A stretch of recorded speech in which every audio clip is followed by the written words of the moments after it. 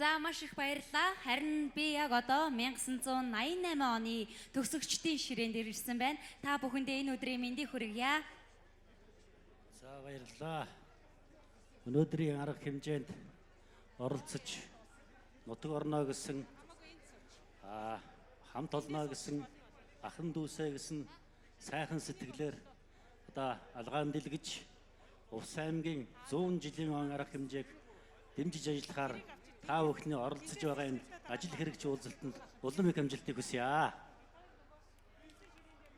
Манай 1988 онд 10 дугаар анги төгссөн, Улаангомд 10 дугаар анги төгссөн төгсгчдийн төлөөлөл болсон 20 гаруй хүн өнөөдөр энд хүрэлцэн ирээд байна.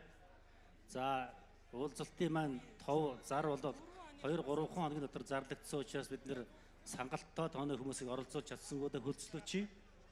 Гадаад дотоодод бас томилолттой тэнд ажиллаж амьдарч байгаа нутаг орондоо явж байгаа ийм улсууд холбогдож чадсангүй. Тэгэхээр тэр улсуудад бол шинээр одоо нэгдээд байгаа энэ данс бол нээлттэй үлдэж байна гэж ойлгож байна.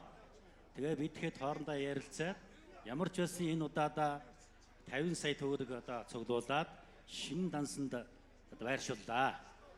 Та бүхнийхээ санаж сэдж байгаа энэ ажилд их амжилтыг хүсье. Аймгийн удирдлагуудын зохион байгуулж байгаа энэ ажил амжилттай болно гэдэгт бид нар итгэлтэй байна. Бүгдээрээ аймгийнхаа ойгоор сайхан баяртай уулзцгаая.